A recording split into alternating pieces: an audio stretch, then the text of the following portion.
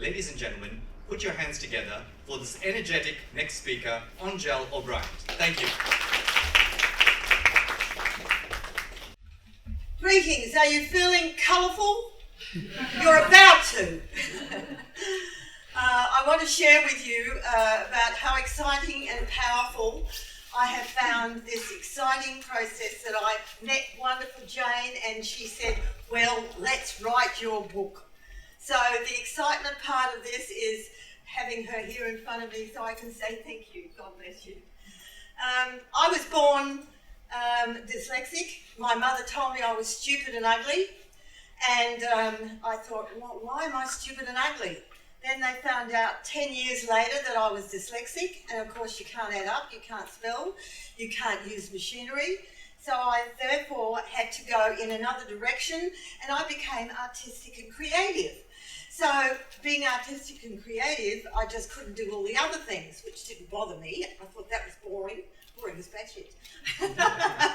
So I was then getting jobs for interior design and processing everything to do with colour. I then decided I wanted to go to London, and I got on a boat and went to London and met these wonderful people as I got off the boat with Elizabeth Arden. I became a presenter for Elizabeth Arden and learnt how to help people that were in the wars that had damaged their faces and their skins and their bodies. And I learnt for at least a year how to process helping people get back their image. So that was the start of what I have ended up by doing.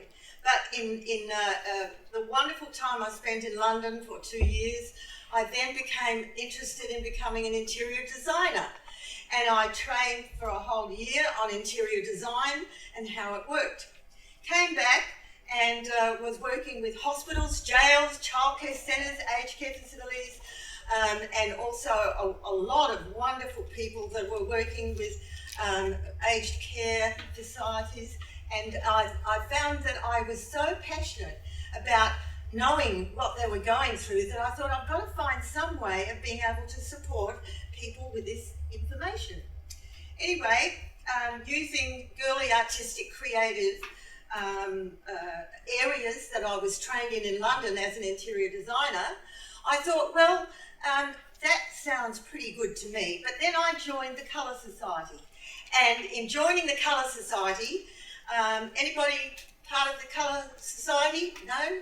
I joined the Colour Society, and then I found out that there was a big conference in Buenos Aires, and it was to do with learning how the science of colour works. So I went to Buenos Aires, and on stage there were all these scientists saying, do you realise that colour has a vibrational energy that affects you physically, mentally and emotionally every second of your life? And I'm thinking, oh my God, I've ruined somebody's sex life. Oh, the kids are wetting their beds. Oh, it's my fault.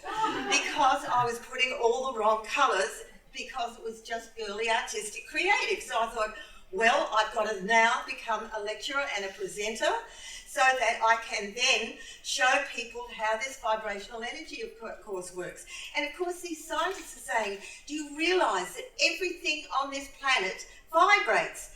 So I'm in a choir, and I vibrate all the time when I'm singing, and it helps when you come home and you're not feeling very well, and you sing, and it becomes very vibrant, and your body gets better. So everything vibrates. So the electromagnetic energy is just so exciting. I thought, well, I realise that I have the knowledge and the power to process this. So I decided to start doing workshops.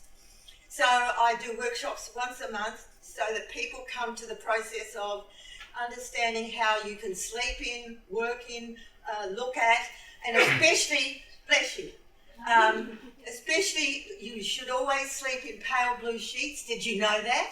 Because that calms the heartbeat and your brain. Did you know that? No. And also, of course, wearing red undies. It's very important that you wear red undies because it stimulates your base chakra and it goes round and round in your body and it ends up in your brain. So how important is that? So the wonderful part about this is I was in a restaurant, I'm at Balmoral, this is where I lecture, and I was in this restaurant that I love down there, and it's full of people, and some woman walks up, and I always wear a hat, and she walked up, she said, "You're Angel, aren't you?" And I said, "Yes." She said, "Well, this is my husband. He came to your workshop over a year ago, and he is just loving to be brain processing because his brain's better than it's ever been in his entire life. He's making more money than he's ever made before." So she said, "I'm going to show you." So she pulled down his pants and showed me he was wearing red undies. Of course, the rest of the restaurant knew exactly what he was wearing. So how important is that? So, yes, these things happen to me all the time.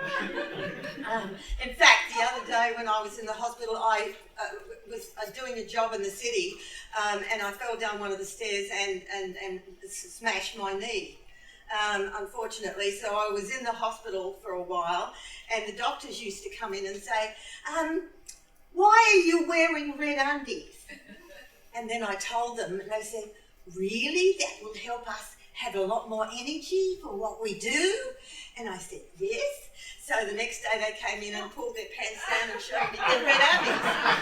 Would you believe? People love red undies. So in my book, this is, by the way, I did the process of discovering how colour can make a difference to your letterheads, cards, signage, websites, and the colour that you wear. So 55% of the colour that you wear, guess what?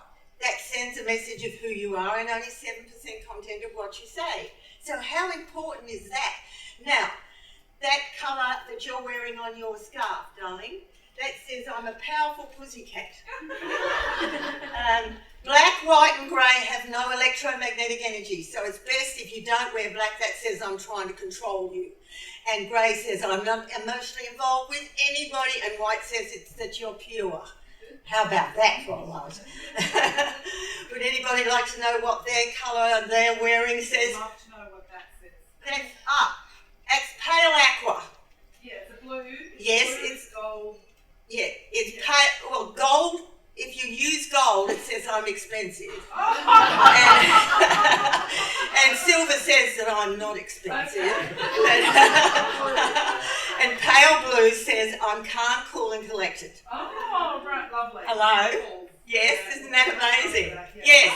I wear a lot of the colour you're wearing. What does that mean? Okay. The aqua that I'm wearing is one of the most powerful colours in the world at the moment because it's calming people. Everybody's stressed out like you wouldn't believe. So this, when I walk down the street, people stop me in the street and they say, I don't know what to say to you, but you make me feel good. So that calms them. It makes them feel calm. So 55% of what you wear is what people think of you. So how important is that? And the navy blue and the ultramarine colour I'm wearing, that says I'm trustable and I'm executive. So navy blue is always a very good colour instead of wearing black if you can, because navy blue says I'm trustable and executive. And black says I'm trying to control you. Hello. How important.